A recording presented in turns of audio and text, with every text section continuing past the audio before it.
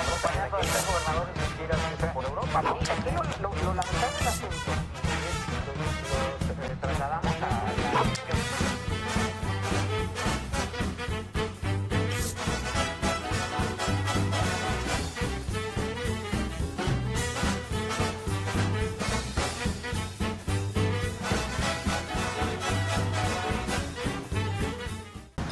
Aquí nos mandan un mensaje al WhatsApp que qué pasó con los 29 millones de campaña, bueno, 29 millones de pesos de campaña de Morena. Pues ahí está un comentario del WhatsApp y pues mencionar los nombres de los ganadores del paquete de libros cortesía de la librería Uquet. A ver, mi querido Leo. Terry Vázquez, Jorge Monreal, Silvia Vázquez y Mitzi Damaris Sosa. Okay. Hasta el momento son 4 ganadores de ese par de libros. ¿A dónde pueden pasar? A la librería de la UGED, que está en Victoria, esquina con 20 de noviembre. Ok, y bueno, también saludos a María Quiñones. ¿Te acuerdas de María Quiñones, Diego? María Quiñones, sí. También nos está viendo. Saludos. Saludos a María Gracias Quiñones. a María Quiñones. Y ya Gracias. está con nosotros el doctor Miguel Vallebuena. Gracias por estar con nosotros. Doctor, bienvenido. Buenas tardes. Muchas gracias. Ya es de casa, prácticamente, doctor. Muy amables, gracias. Sí. Uy, perdón. Doctor, A la ver. coyuntura no es para menos. Se dice que el que no conoce nuestra historia está condenado a repetirla, ¿no? Claro. Estamos viviendo un momento difícil, digamos, no es el único, ni ha sido el primero, ni creo que será el último, contra Estados Unidos, sobre todo en referencia a lo de la amenaza de aranceles que acaba de hacer Trump. De ¿Cómo ver la historia o cuáles son los antecedentes de esta conflictiva relación que es de 3.000 kilómetros de frontera y que además hay un antecedente histórico del cual fuimos despojados de más de la mitad de nuestro territorio? Pero para eso trajimos al experto, un experto en historia, que nos platique. Muchas gracias. Pues sí, la relación México-Estados Unidos es larga y conflictiva. Se inicia prácticamente en el momento de la independencia mexicana, ya formados los Estados Unidos como nación, una nación que ya tenía de orígenes una visión expansionista sobre los territorios del oeste, con el fin de los Estados Unidos en aquel momento obtener el puerto de San Francisco, desde donde podrían impulsar su comercio al continente asiático. Básicamente esa era la idea original de los norteamericanos, establecer un puerto de competencia a Acapulco, que por 300 años había sido el que había permitido la entrada de todas estas mercancías apreciadas del Asia, no solamente a nuestro continente, sino al mismo continente europeo. O sea, Acapulco fue un punto nodal. Nodal, definitivamente. O sea, Acapulco, Ciudad de México, Veracruz, fue parte de un eje transatlántico del Imperio Español. Pero para el siglo XIX, pues empieza a haber la competencia y los Estados Unidos se basan en el famoso libro de Alejandro de Humboldt, el barón de Humboldt, que se llama El ensayo político sobre el reino de la Nueva España, el cual es regalado por el mismo Humboldt al presidente Jefferson, para que el presidente Jefferson conozca al vecino y empiece a conocer los puntos débiles del vecino. Que de hecho hace una extensa biografía historiográfica de nuestro país, ¿no? La mejor hecha para el principio del siglo XIX. Entonces, los Estados Unidos empezaron a madurar con mucho tiempo el plan de invasión a México, dónde les convenía quedarse, qué territorios querían nos o no estudiaron querían. muy bien a la perfección. Claro. España había tenido una política secretista respecto a Inglaterra y nunca le mencionaba los puntos débiles de sus colonias. Pero pues para ese momento este libro sirvió de ariete contra nosotros. Curioso, un alemán que viene a estudiar Latinoamérica, en particular México, y luego va... Pero que le interesa más los Estados Unidos, que México. Esto da origen a al inicio del día de la independencia, el primer ministro plenipotenciario de los Estados Unidos en México, Joel R. Poinsett, de funesta memoria para los mexicanos, pues se acerca con Iturbide y le advierte de las pretensiones de los Estados Unidos. mientras que Iturbide tenía la idea de un gran imperio, ¿no? Que abarcara hasta Centroamérica inclusive. Entonces, pues obviamente los puntos de discusión van a ser muy fuertes. Y la famosa doctrina Monroe, América para los americanos, entendiéndose por los americanos, los habitantes de los Estados Unidos. Claro, sí, entonces, claro. Esta marca ya un inicio formal de pretensiones expansionistas sobre nosotros. Hay distintas etapas que se van cumpliendo. Los Estados Unidos se van expandiendo de las 13 colonias originales hacia el oeste.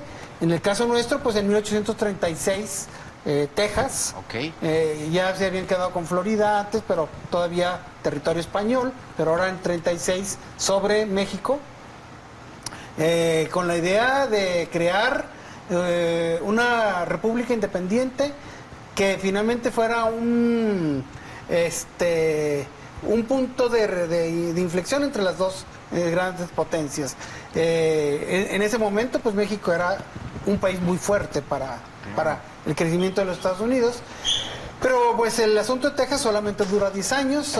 Texas en el 47, en el 46 se va a anexar a los Estados Unidos y trae el inicio del segundo conflicto. Que es la guerra de... Que es la guerra del 46-47 sobre México, en el cual pues perdimos la mitad de nuestro territorio.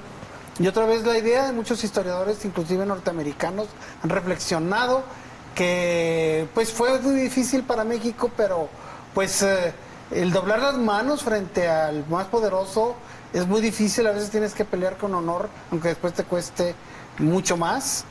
Pero de alguna manera, como dice Victoriano Salado Álvarez, la negociación que hizo Joaquín Herrera y Manuel de la Peña y Peña sobre los territorios nacionales nos permitieron salvar el norte de México, porque en un momento dado los Estados Unidos también pensaron establecer la frontera, digamos que aquí en el área de entre los estados de Durango y Chihuahua, o Con quedarse Coahuila. o con Coahuila y Nuevo León. Y las Baja Californias incluido, tengo entendido, ¿no? Desde luego, Sí. esas siempre fueron muy apetitosas para ellos. Pero bueno, la negociación en ese momento nos dejó la frontera en el Bravo, en los tratados de Guadalupe Hidalgo del 48, pero con una serie de circunstancias importantes, porque los Estados Unidos querían también 3 pasos a perpetuidad sobre el territorio nacional, y que una serie de peticiones tan absurdas que de alguna manera fueron paradas por el mismo Congreso norteamericano, que de alguna manera, por cuestiones de que ellos no se ponían de acuerdo sobre qué tanto nos íbamos a quedar con nuestro territorio, pues prefirieron quedar ahí en el Bravo, etcétera. Para entonces Estados Unidos está desarrollando una segunda embestida a partir de la teoría del destino manifiesto, en el cual, de un señor O'Sullivan, en el cual esta doctrina del destino manifiesto dice que Dios ha hecho a los habitantes de los Estados Unidos los que tienen que regir los destinos de todo el continente. Me suena a lo que dice Trump de manera... Sí, o sea, Trump es heredero de todas por estas supuesto. ideas. Ahora, ¿qué tanto ese lapso que nos dicen donde es una primera etapa expansionista y esta segunda de Sullivan cuenta? Porque hay una guerra de secesión interna en Estados Unidos. O sea, también se conflictúan los del norte con los del sur, y luego la abolición de la esclavitud, y los grandes notables que son los que crearon la Constitución de los Estados Unidos, los derechos, la igualdad, etcétera, la fraternidad. Estamos hablando de Thomas Jefferson, George Washington, y todos ellos, Lincoln. Esa parte nos da un respiro, ¿no? Aparentemente. Pues sí, lo que pasa es que estas ideas vienen de las ideas del calvinismo y de la predestinación. Entonces ellos van reconociendo, o sea, sintiéndose que son únicos e irrepetibles y que tienen derechos sobre los demás, porque Dios se los ha dado supuestamente. Entonces, pero sí, lo que va llevando la pauta respecto al desarrollo de estos problemas es la propia dinámica política y militar de los Estados Unidos. Como me dice bien la guerra de secesión, con mayor o menor intervencionismo de los Estados Unidos. Esto tiene también que ver una parte interesante entre esta visión de los conservadores y los liberales mexicanos. Los liberales mexicanos más más con una visión cercana a los Estados Unidos y los conservadores hacia Europa. Entonces, esto trae también después la consecuencia de la de la intervención francesa, perdón, y esta intervención de los europeos y aprovechando la guerra de secesión de los Estados Unidos en ese momento... Para entrar como que para quitarnos de para ahí, quitarnos, ¿no? sí, exactamente. Pero bueno, luego viene también el problema de el evolucionismo de fin del 19 trae como consecuencia una tercera ola de desarrollo expansionista norteamericano, cuando los Estados Unidos ya forman o conforman todo el territorio que actualmente tienen, con finalmente la guerra del 98 con España, en que le quitan Cuba, y el famoso Theodore Roosevelt, este presidente que pues va a nuevamente ejercer su hegemonía sobre los otros pueblos, diciendo que Estados Unidos es el policía del mundo. Entonces él se abroga el derecho que se llama la política del gran garrote. Si te portas mal, tómala. Entonces empieza a haber una cada vez más fuerte intervención de los Estados Unidos. Estados Unidos considera, sobre todo a partir de la construcción del Canal de Panamá, que México y Centroamérica somos el patio trasero de esos intereses, que tiene derecho a intervenir cuantas veces sean necesarias en México. ¿Qué tanto fue importante en esa parte de entre Panamá y el Golfo de Tehuantepec? Hay una gran controversia en la historia, el periodo de Juárez, en donde Estados Unidos se decantó por Panamá y no por el Golfo de Tehuantepec para hacer ese canal, ese paso. Sí, finalmente geográficamente gana Panamá porque es más estrecho. Ajá. Pero los Estados Unidos lo pensaron. No solamente lo pensaron, querían hacer un gran ferrocarril transísmico que también cumpliera las funciones del Canal de Panamá. Entonces, él quería todo, obviamente. Allí la figura de Porfirio Díaz es una figura poco conocida en ese sentido, de que Porfirio Díaz pues, era poco amigo de los Estados Unidos. Era pro-francés, era pro-francés. Se le atribuye la frase esta de pobre México, tan lejos de Dios y tan cerca de los Estados Unidos. Y interviene también México en problemas de Centroamérica. México es una cosa que nosotros, como siempre miramos al norte y se nos olvida que existe el sur. Pero eso es como una fase aspiracional, ¿no? Digo, dicho sea de paso, como un conflicto que tenemos de idiosincrasia. ¿No? Pero México también ejerció hegemonía sobre Centroamérica. De alguna manera o de otra, especialmente sobre Guatemala. Entonces, Porfirio Díaz intervino mucho por frenar los intereses de las grandes compañías norteamericanas querían quitar a los gobiernos establecidos de Centroamérica o meter filibusteros como el de Walker, que pudieran de quitar gobiernos sin ningún interés en Centroamérica, dada la debilidad de los estados centroamericanos. Entonces, hay una serie de roces importantes entre México y los Estados Unidos en el Porfiriato. Sobre todo esto se van a ver en la famosa entrevista Díaz-Taft, en el cual parece ser que Porfirio Díaz se le pone muy frente al presidente de los Estados Unidos en esa entrevista, a no dejarle que se quedara con todo el pastel los Estados Unidos. Y en adelante, pues los Estados Unidos apoyarán a cualquier personaje que se oponga a Porfirio Díaz para ser presidente de México. Claro, que ahí empieza, digamos, la lucha por quitar a Díaz, que ya tenía 30 años y que no los dejaba, digo, por alguna razón. Pero dentro de la política internacional. Claro. Definitivamente. Entonces, ahí ya también están jugándose nuevos intereses, que son los intereses de los recursos naturales, especialmente el petróleo. Sí, el petróleo. Entre los ingleses y los norteamericanos por quedarse con los mejores campos de esta faja de oro que Tampico, Veracruz está en ese momento Tabasco, en ¿no? auge. Todavía Tabasco, nomás más ok. al norte. Ok. Un poquito, ahí empieza el auge petrolero en Tampico prácticamente. Ok. Entonces, no es gratuito que el puerto de Tampico, la intervención francesa, el hecho de que los norteamericanos quieran expandirse, todo esto tiene la lógica expansionista y querer apropiarse de recursos. de los recursos naturales. Sí, definitivamente. Y sobre los del vecino. Por supuesto. Obviamente. Entonces, después de la revolución, cuando México por fin puede obtener su soberanía sobre los recursos naturales a través del artículo 27 constitucional. Que es con Lázaro Cárdenas, ya, en el No, 38 no, o antes. Bueno, con la Constitución. La Constitución del 17. Ujú. Sí, pero vienen estos famosos tratados de Bucareli, Ay, son muy polémicos. muy polémicos, en el cual el artículo 27 no aplica para los súbditos norteamericanos. Ok. O sea, ahí fue como la gran debacle de decir, pues podrás hacer tus leyes, podrás hacer lo que tú quieras, pero aquí yo mando.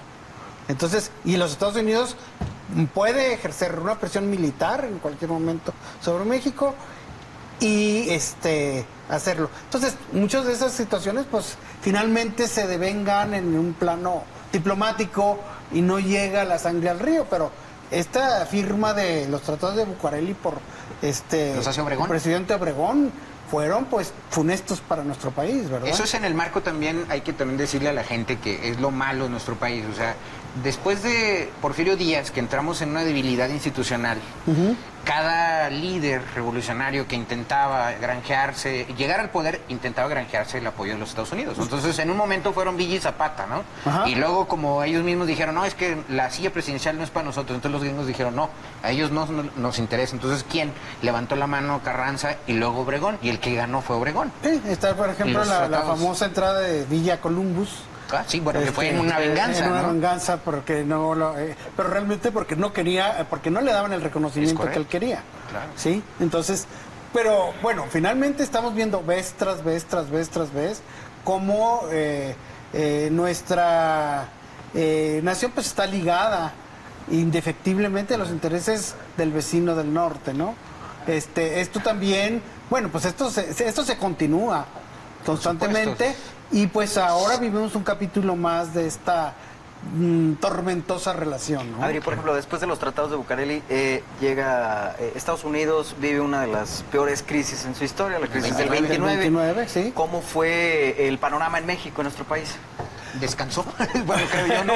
Descansó. Porque pudo hacer la expropiación petrolera, ¿no? Exactamente. Sí, las condiciones geopolíticas que le permitieron a Cárdenas la expropiación petrolera fueron únicas en el mundo, porque ni siquiera los países árabes tuvieron una posibilidad de hacer algo semejante en sus propios países, porque aquí el asunto previo a la Guerra Mundial era que Alemania estaba coqueteando con México el lograr ponerlo al lado de Alemania frente, eso sucedió tanto en la Primera como en la Segunda Guerra Mundial. Alemania supo la importancia estratégica de nuestro país frente a los Estados Unidos, y aunque sabía perfectamente que no íbamos a ser pieza militar para los Estados Unidos, ella suponía que podía retardar en la entrada de los Estados Unidos en la guerra por el problema de México y por lo tanto darle el tiempo suficiente para ganar la guerra en Europa.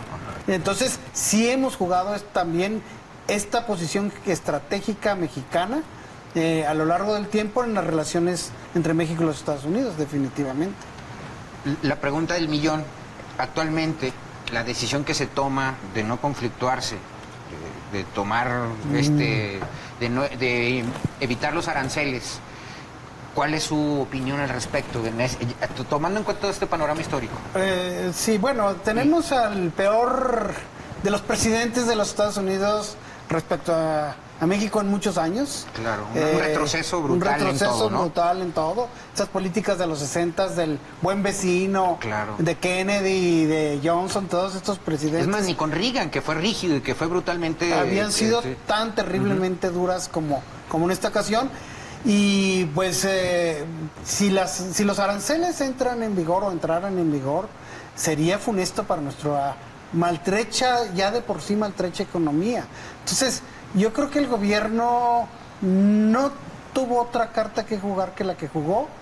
Va a tener que hacer el trabajo sucio como lo dijo Muñoz Ledo, de detener a los migrantes, pero no le queda otra opción.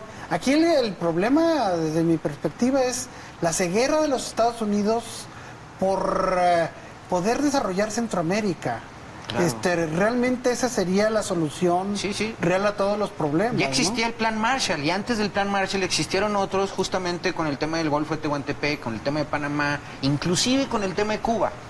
Porque todo también viene arrastrándose después de Cuba. Se canibalizó, ¿cómo se puede llamar? Balcanizó la zona porque la intervención de Estados Unidos y el veto económico a Cuba. Pero yo creo que la idea es clave. El problema es que no la van a llevar a cabo. Sí, el mismo Fox tenía su famoso plan Puebla-Panamá. Sí, claro. Pues era el desarrollo de la parte sur del país para poder más o menos equilibrarla al norte, que siempre ha habido como esta diferencia de desarrollos. Entonces, pero pues se necesita el interés y el apoyo económico de los Estados Unidos, ¿no? Claro. Pues mientras no lo hagan y mientras esté Centroamérica o la tengan en el estado tan terrible con la cuestión social de las maras, que además ellos mismos las han financiado, ¿eh? Por supuesto. Sí. Desde las guerras de la guerrilla centroamericana en los 80s y todo esto, ha sido la intervención de los Estados Unidos. Ha tenido una hazaña especial con Centroamérica, desde esta famosa compañía United Fruit Company, esta compañía que compraba el plátano a precios, o la banana, como le llaman los gringos, a precios de risa, para venderla a altísimos precios en Nueva York. Entonces, esto le ha costado el desarrollo de Centroamérica, ¿no? A ver, Diego, una pregunta. Por ejemplo, hay otra relación, digamos, a nivel mundo, una relación parecida a la que tenemos nosotros con Estados Unidos, que es como el bully nuestro, ¿no? Y que está sobre nosotros. ¿Hay alguna relación entre otros dos países que se asemeje a la nuestra? Bueno, ahorita en este caso la Unión Europea, la Unión Europea y Turquía, por ejemplo, juegan ese mismo papel de amor-odio que nosotros. Pero Turquía ya le sacó recursos a Europa, porque les consiguió, a Turquía, por ejemplo, ahorita acordó absorber a los sirios que estaban invadiendo Europa, pero a cambio de recursos. Claro. Sí, Turquía ha jugado en este papel amortiguador entre Europa y los turcos y los cercano Oriente. Sí, y además pues es la contención aún para Rusia dentro del mar Mediterráneo oriental, y Turquía ha sabido jugar el papel muy bien. Bueno, pues ya se nos está acabando el tiempo, doctor, pero bueno, lo que usted visualiza es que México va a seguir doblado de manos. Pues desgraciadamente sí. Digo, y no es culpa ni de los países o de los gobiernos nuestros, pues, sino de muchas veces olvidamos las posiciones internacionales, ¿no? Digo, recuerdo ahorita que está el tema de Fox, la gran debacle que comenzó con aquel ven, comes y te vas, que fueron obligados a correr a Castro ¿no? Claro, fueron obligados. Fue una debacle, nada más que pues, no tenemos esa memoria tan de corto plazo. O sea, esa es una, y hay otros casos mucho más lamentables, nomás que pues no se decían como ahora, ¿no? Claro. No han cobrado tanta importancia, ¿no? Somos parte de una hegemonía mundial, de una nación muy fuerte, que nos contiene muchas cosas, pero también nos ejerce una dictadura impuesta muy, muy dura. Muy bien, pues muchísimas gracias, doctor. Gracias, doctor. Esperamos si no sea la última vez que nos visite. Digo, todavía queda muchísimo tema que vamos a tener que estar comentando. A sus órdenes. Muchísimas gracias. Doctor. Gracias, compañeros. Gracias. Y se quedan con Salvador Mercado Hurtado en Noti 12, segunda edición. Gracias. Bueno, que la pase bien.